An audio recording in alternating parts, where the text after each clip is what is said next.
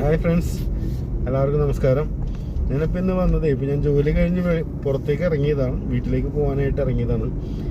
ഇറങ്ങിയപ്പോൾ തന്നെ ഒന്നും കാണാൻ പറ്റുന്നില്ലായിരുന്നു, ഭയങ്കര കോടയായിരുന്നു. അപ്പം ഞാനിപ്പോൾ കാണിച്ചിടാവേ.